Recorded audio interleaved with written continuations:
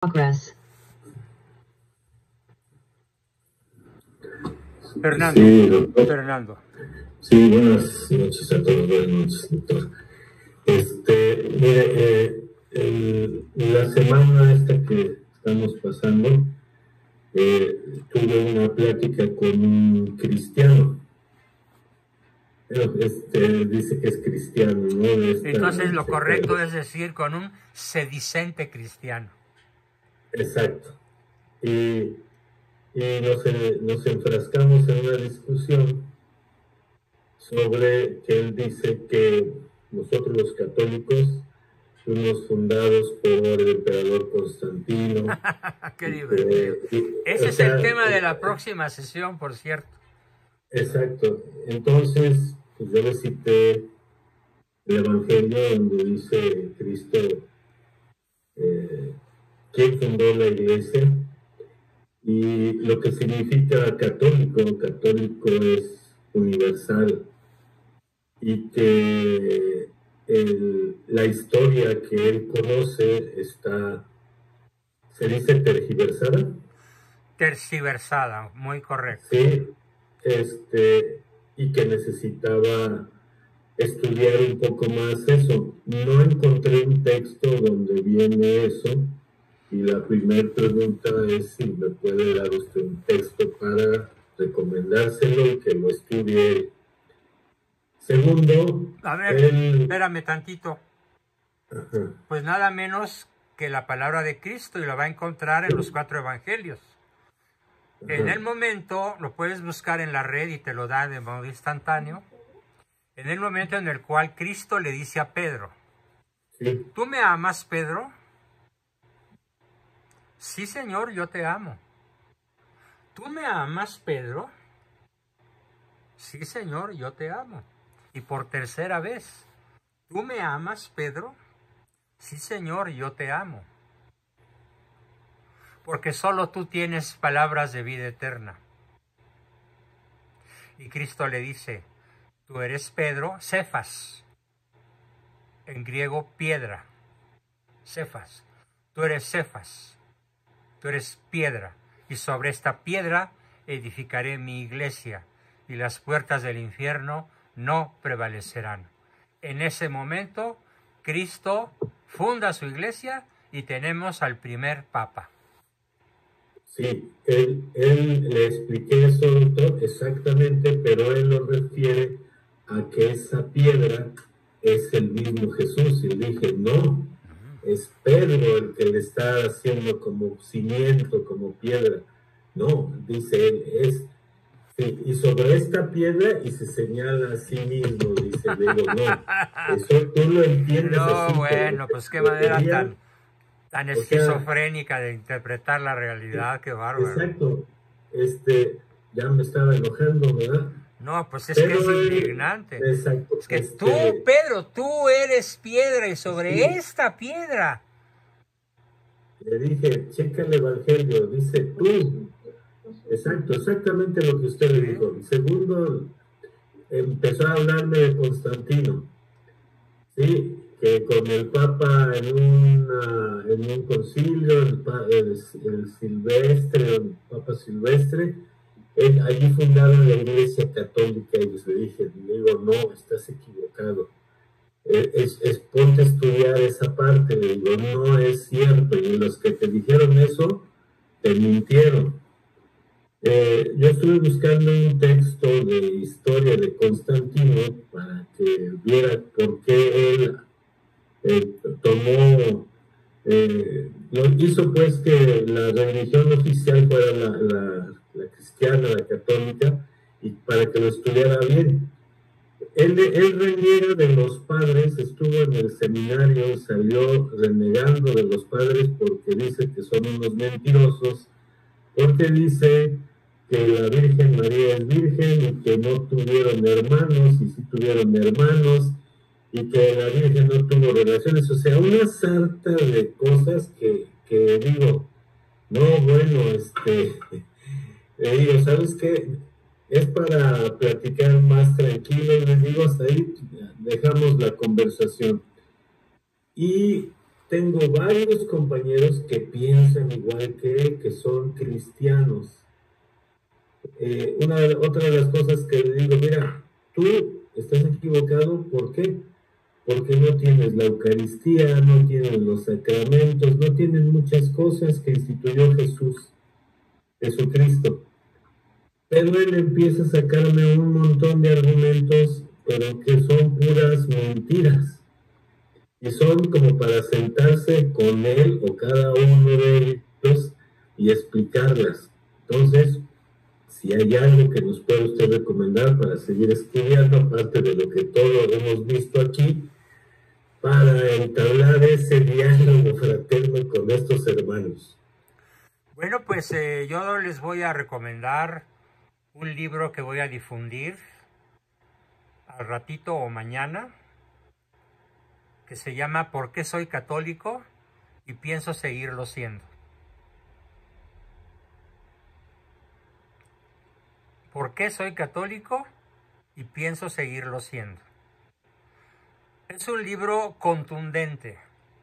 Se necesita estar enfermo de la mente para que una vez leído no se acepte.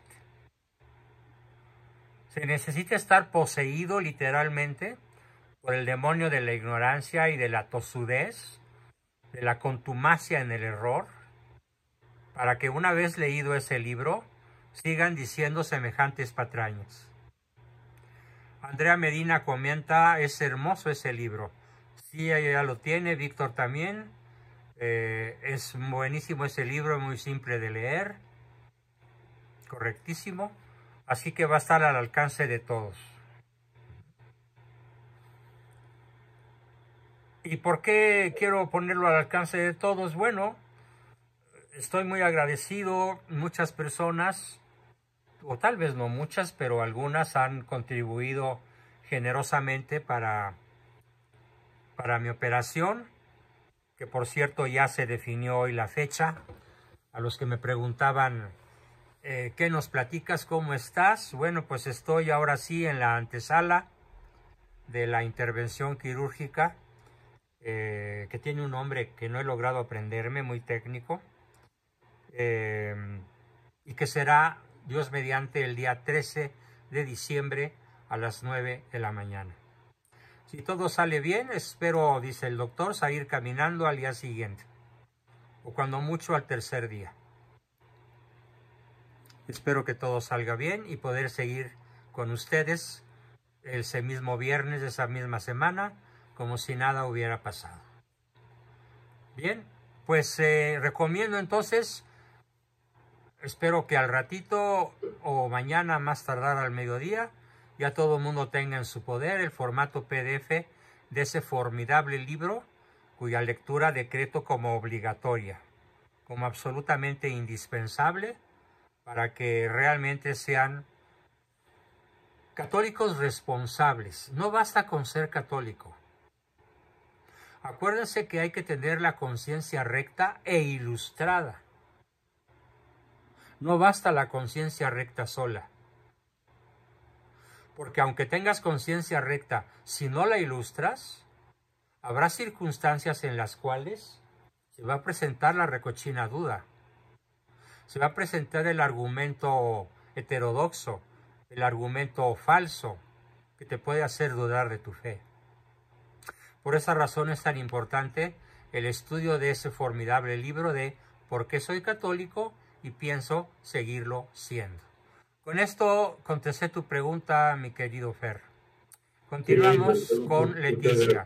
Adelante, Leti, por favor. Sí, buenas noches. Hola.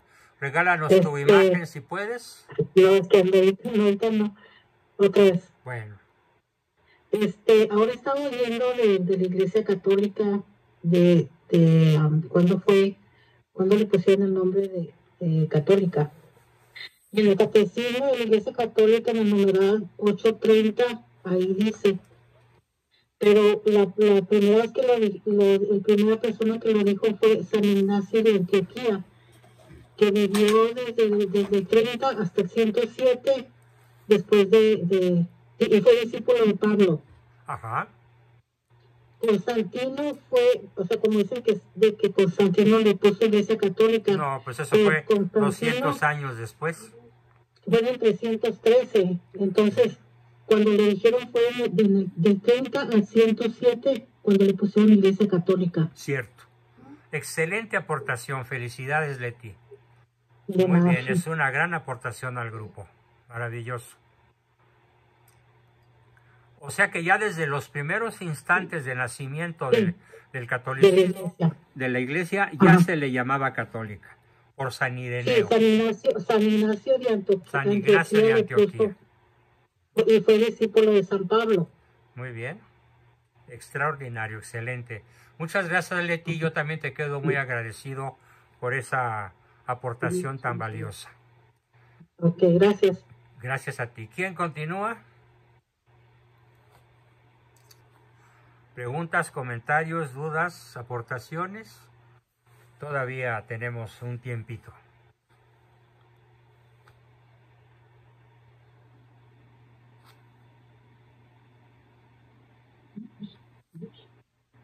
Andrea, adelante, Andrea. Y mencionó que hasta finales del siglo XVIII la cristiandad se expandió, ¿no? Y fue derrotada. La cristiandad como tal fue derrotada. Fue borrada de la faz de la tierra. Hasta el siglo XVIII. O sea, a partir del siglo XVIII. A fines del siglo XVIII con la Revolución Francesa. Y la instalación en todos los gobiernos del mundo del Estado laico. Ya. Y antes imperaba el catolicismo. El catolicismo era la religión de Estado. O sea, el Estado era católico. Y dijo que estaba dividido en el Imperio Sacro Romano. Bueno, el Imperio Romano se dividió en dos, por razones de extensión territorial. Era imposible que un solo emperador gobernara Oriente y Occidente. Y el Occidente está incluido hasta España, bueno, imagínate, España, si conoces un poco de geografía, te voy a remitir a la puntita donde termina Turquía. Ya. En Turquía, hacia la derecha, empieza Asia Menor. Y de Turquía, donde termina Turquía, hacia la izquierda, es Occidente. Y está separado, Turquía está separada de Occidente por un canal muy estrecho, pero navegable, que se llama el Mar del Bósforo. Entonces, el Bósforo, el estrecho del Bósforo, fue el que separó al Imperio Romano de Occidente del Imperio Romano de Oriente. El Imperio Romano de Occidente siguió con capital en Roma.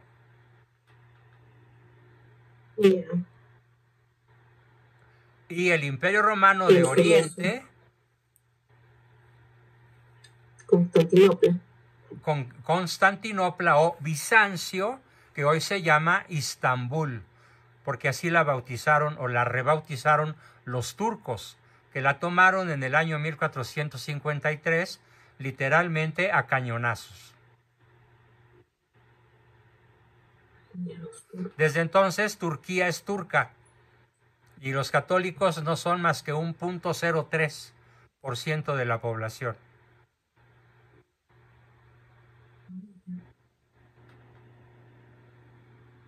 Sí, los turcos exterminaron a los cristianos.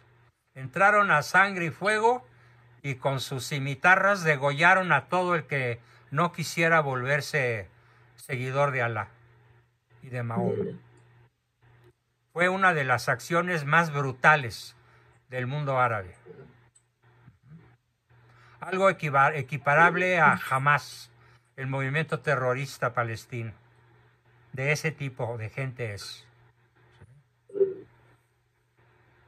No sabía. Ya, profesor, gracias. Magnífico, Andrea. ¿Alguna otra pregunta? Ah, no sé si, bueno, ya es un poquito solista del tema, pero en Occidente todo era Roma, digamos, no era el imperio. ¿Cómo se empezó a dividir España, no sé, todos esos países, Francia? ¿Cómo se empezaron a formar las nacionalidades? Ujú, Bueno, digamos que España nunca fue formalmente una provincia romana, pero ujú, aprendieron latín los habitantes de la que se llamaba Iberia o Hispania. Y ese latín primitivo lo fueron corrompiendo en latín vulgar. Y del latín vulgar surgió el castellano. ujú, Entonces, cuando ya hubo una masa suficiente de hispanoparlantes, se formó España, pero a lo largo de 7 siglos de lucha. Y cuando vinieron las invasiones de los bárbaros, los francos invadieron la que hoy es Francia y lucharon contra el Imperio Romano y fundaron Francia con capital en París. Y los suevos y los alanos invadieron Alemania y formaron Austria y Deutschland, ¿sí? Entonces, la formación de los estados europeos tiene un punto de partida que sería imposible entender sin la invasión de los bárbaros a Europa. Pero curiosamente, todas las tribus bárbaras, incluso los que llegaron a Italia, que fueron los ostrogodos, y a España los godos, se convirtieron al cristianismo. De hecho, el príncipe principal de los francos, Clodoveo, se bautizó cristiano ya de adulto e instaló en lo que se llamaría Francia el catolicismo. Y así se fueron formando los estados-nación. Y con el paso de los siglos declararon su independencia respecto del Sacro Imperio Romano de Occidente, hasta que el imperio desapareció. Te puedo decir que para finales del siglo XVIII ya no quedaba una sola huella política, armada, militar, estatal, de lo que había sido ni el de Occidente ni el de Oriente. ujú. O sea, empezó por la invasión de los bárbaros. ¿Y los bárbaros de dónde venían? Del norte. Del norte, básicamente. Ya. Bueno, sobre todo los vikingos, los normandos, que son los que invaden Inglaterra. Inglaterra también estaba dentro, o sea, esa área. Inglaterra llegó a tener presencia romana importante, aunque nunca fue una conquista, pero hubo presencia romana en Inglaterra. Pero Inglaterra fue, vamos así, pirateada por los normandos y parcialmente también por los vikingos. Y lo que es Suecia, Noruega, Finlandia, fue totalmente conquistada. Toda esa región de lo que hoy se conoce como países nórdicos fueron totalmente conquistada por los vikingos. O sea, los suecos modernos son descendientes de los vikingos. Ya. Sobre este punto, Ricardo, te vi alzar la mano. Y a ver, rapidísimo. El problema del Imperio Romano fue de que se fue debilitando internamente. Se le llamó, por ejemplo, la peste de Diocleciano. Hubo una peste que acabó con aproximadamente un tercio de la población en todo el Imperio Romano. Acabando esa peste, vino un periodo que se cree que fue precisamente por la erupción de un volcán, en donde todo el mundo se enfrió muchísimo y dejaron de producir. Y todas las tribus germanas que había, desde el Rin hasta el Vístula, o sea, todo lo que era Alemania y Polonia, huyeron porque esa zona prácticamente, imagínate que, según parece, durante 3 años el hielo no se descongeló. Entonces, o emigraban o morían, punto final, no había. Y entraron al Imperio Romano, que estaba muy debilitado porque no tenía gente. cada una de estas tribus estaban los visigodos, que fueron los que llegaron a España, los vándalos, que eran la tribu más destructiva de todos los germanos, que arrasaron parte de Italia, parte de Francia, parte de España, y que llegaron al norte de Europa, y que de hecho fueron, durante el sitio de Hipona, fueron los que siguieron a Hipona cuando estaba Agustín de San Agustín de Hipona, ahí en Hipona, y murió por el hambre causada por los vándalos. El detalle es que eran muy pocos los pobladores. Por ejemplo, en España, la masa de toda la población española era alrededor de 4 millones, y de todos los visigodos no llegaban a 500,000. El detalle es que, como se había desmoronado toda la estructura política, los visigodos pudieron ocupar el poder político. Igual pasó con los francos. En todo lo que era lo que era Francia, todavía estaban los galos romanizados, pero los francos en sí eran una porción muy pequeña. Otro detalle, la mayor parte de ellos, casi todos de hecho, casi todos los germanos que invadieron originalmente, eran arrianos, eran cristianos arrianos, porque cuando expulsaron a los arrianos en un concilio, me parece que fue el de Nicea, uno de los 3 de Nicea, huyeron al norte y fueron los que cristianizaron, pero de forma arriana, a todos los tribus estas germanas. Todas estas tribus germanas, llegó un momento en el cual parecía que los arqueros, que todo Occidente se iba a convertir al arrianismo. Llegó a haber más iglesias arrianas que católicas, pero era nada más por motivos políticos. Se fueron convirtiendo todos esos reyes, y conforme se iban convirtiendo, se fue perdiendo el poder la iglesia arriana, hasta que desapareció, simplemente se desapareció. Los vikingos eran pueblos germanos, pero que vivían al norte de Dinamarca, y esos eran los únicos pueblos germanos paganos. Pero eso es otra cosa. Inglaterra sí fue invadida. La reina Boudica, la pueden investigar, defendió a Inglaterra de una forma muy, muy, muy especial. Logró derrotar a 1 o 2 legiones romanas con sus tropas montadas en carros, en carros de combate. Pero bueno, fue derrotada y se pacificó, y toda esa Inglaterra romana, que eran celtas pero romanizados, vivió una época de paz y esplendor impresionante, y ellos fueron los que repartieron el cristianismo a Escocia y a Irlanda. Ese cristianismo católico, por cierto, católico, no entonces solamente existía solo el cristianismo católico, ahí no llegaron los arrianos.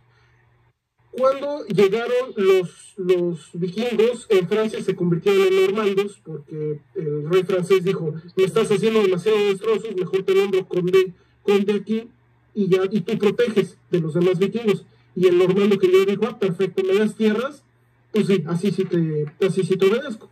Y ellos fueron los que invadieron después a la Inglaterra.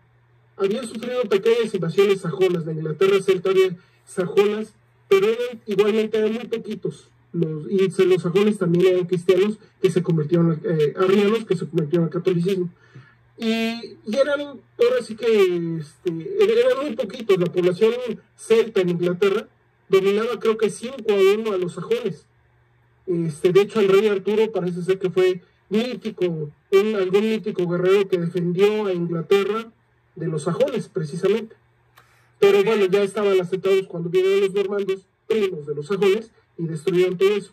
Lo mismo sucedió en otras partes de todo lo que era el antiguo Imperio Romano. En Italia fueron los ostrogodos. Cuando vinieron los ostrogodos todavía estaba el último emperador romano, pero era más un título que realmente no tenía poder sobre nada. Así de plano, no tenía poder sobre nada. Y entonces el rey ostrogodo tumbó al último emperador romano, Rómulo II, creo que se llamaba. No, el último emperador, Ricardo, el último emperador romano se llamó Rómulo Augustulo. Rómulo Augustulo, el último emperador. Sí. Gracias por la corrección. Entonces, fue el que oficialmente derribó el Imperio Romano, pero ya el Imperio Romano ya prácticamente no existía. Eran 4 ciudades las que obedecían al emperador, o sea, ya no había nada. Muy reducido. Entonces, ese fue el proceso. Lo estoy reduciendo muchísimo, obviamente. Sí, claro, pero es un buen complemento a lo que yo había explicado. Exactamente. Excelente. Y ahí la cierro, podría seguir hablando, ya sabe 3 horas, pero no quiero hacerlo. Muy bien. A ver, hay una pregunta de María Guadalupe y Gustavo que dice, ¿por qué se dice que hay 3 religiones? Judía, musulmana y cristiana. Bueno, una aclaración semántica. En realidad, religión solo hay una, la verdadera, la católica. Lo correcto es llamarles a los demás credos. Entonces, existe un credo musulmán, una fe musulmana, existe un credo judío, una fe judía, pero no podemos hablar estrictamente de una religión, porque la religión la religión fue revelada por Dios. La religión católica vino Cristo a revelarla, terminar la revelación que habían empezado los profetas y los hagiógrafos.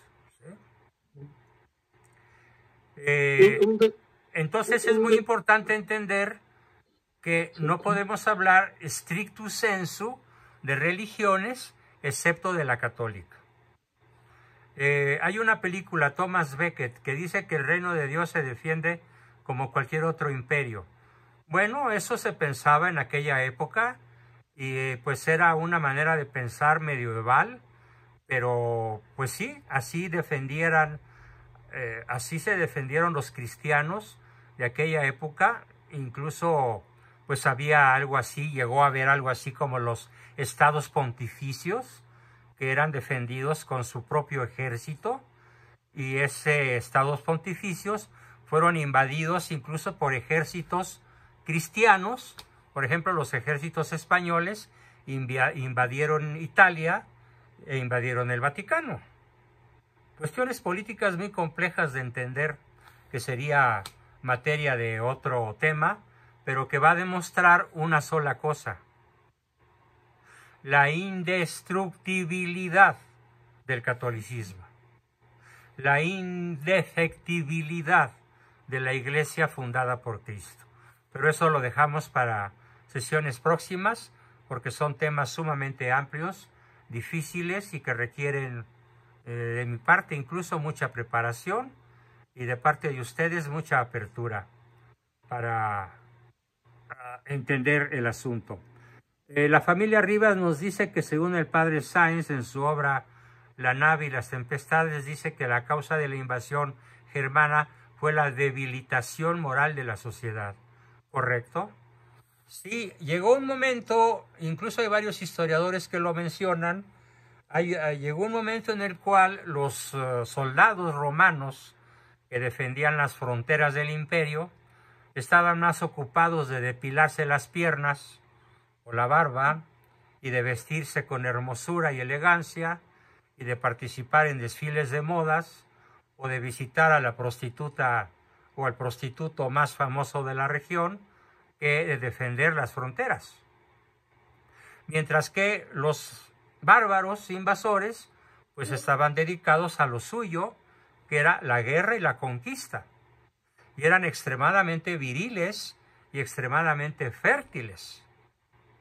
Todo lo contrario de lo que la decadente Roma había llegado desgraciadamente a ser. Con eso contesto el comentario de la familia Rivas. Lo mismo que ya contesté la pregunta de Lupita y de Gustavo. Gracias, Claudia, por el rezar, porque me estés deseando éxito en mi operación.